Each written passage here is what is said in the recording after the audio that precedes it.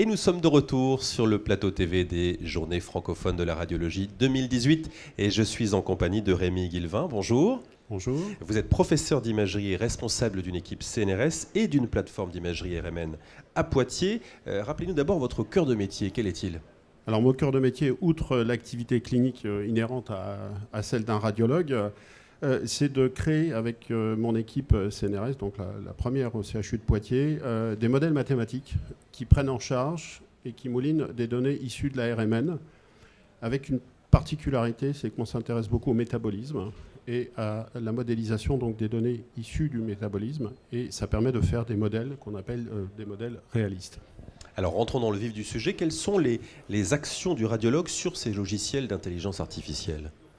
Alors, l'intelligence artificielle joue un grand rôle dans le fonctionnement des modèles, et le rôle du radiologue va être de piloter en quelque sorte la vérité, ce qu'on appelle aujourd'hui en langage technique la vérité de terrain, c'est-à-dire la cohérence des résultats produits par le modèle, alimenté par les logiciels d'intelligence artificielle, par rapport à la problématique initiale posée. Il faut toujours que le radiologue soit là pour rappeler la réalité, le contexte et la vérité clinique, car il ne faut jamais oublier que tous les modèles qui sont créés, notre seul but, c'est que ça aide à mieux prendre en charge les patients. Et c'est très concret sur le résultat, même si on prononce des mots tabous comme mathématiques, modèle réaliste et d'autres encore. Donc l'humain, le radiologue, reste au cœur du dispositif, hein, si j'ai bien compris. Absolument. On valide les différentes étapes de fonctionnement d'un algorithme, par exemple d'un CAD, dans le cadre de l'intelligence artificielle. Il faut toujours, à un moment, et même à plusieurs moments, valider, stop, ou on continue. Hier au forum, vous évoquiez justement la construction de ces modèles réalistes et comment intégrer comment intégrer l'intelligence artificielle à ces modèles. Pouvez-vous nous décrypter un petit peu tout ça ? Alors, le modèle réaliste, c'est une construction intellectuelle, réellement heuristique, faite par le mathématicien en lien avec le radiologue et aussi le biologiste, parce que c'est de l'imagerie, c'est de la biologie théorique en quelque sorte, alimentée par les données de la RMN. Alors, bien sûr, il faut remplir les blancs, parce que la RMN ne fournit pas toutes les données. Donc, c'est ce qu'on appelle en intelligence artificielle les données creuses. Et ces données creuses, il va falloir les ressusciter en quelque sorte à l'aide d'un logiciel d'intelligence artificielle pour rendre le modèle viable et pertinent, et toujours derrière avec une validation du chercheur et du radiologue pour dire attention, l'hypothèse était bonne ou au contraire elle était mauvaise et on va dans le mur, donc il faut réécrire le modèle. Et puis, on évoquait tout à l'heure cette plateforme d'imagerie RMN à Poitiers, dont vous êtes responsable. Poitiers qui va installer la première IRM 7 Tesla. C'est une première en France dans un CHR. Quel sera son rôle par rapport à l'intelligence artificielle ?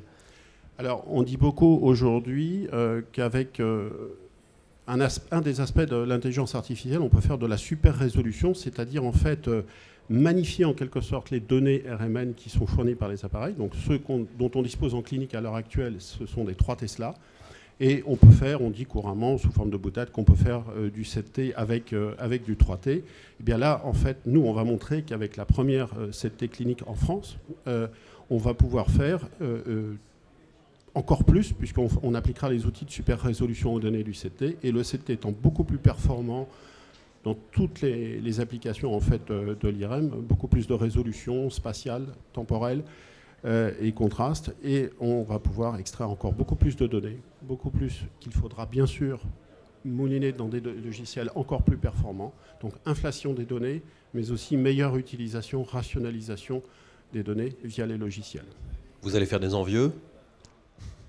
Des envieux, je ne dirais pas ça. Je dirais que je vais mutualiser ma plateforme et m'attacher à ce que les collègues puissent venir travailler. Ça fait partie du plan conceptuel, du business plan, comme on dit, trivialement.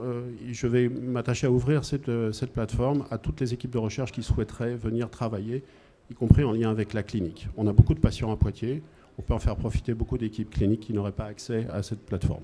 Cette interview est aussi l'occasion de rendre hommage à votre équipe à Poitiers, de leur donner un coup de chapeau ? Absolument.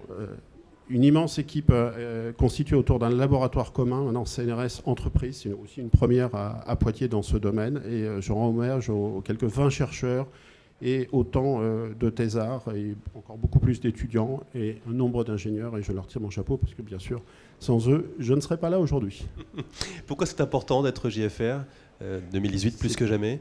C'est très important parce que le métier vit un tournant avec l'émission justement des métiers de l'intelligence artificielle. Nous, il se trouve qu'on est positionné, on a des chercheurs qui travaillent dessus, donc il faut se faire savoir tout ce qu'on sait faire justement dans les différents territoires. Et justement pour Poitiers, c'est très important de montrer qu'on peut mener la danse sur certains, être leader, pionnier dans certains domaines très, très spécifiques liés justement à ces métiers, à la RMN et à l'intelligence artificielle. Merci d'avoir évoqué tous ces sujets avec nous, Merci. Rémi Guilvin, et à très bientôt sur le plateau TV des JFR.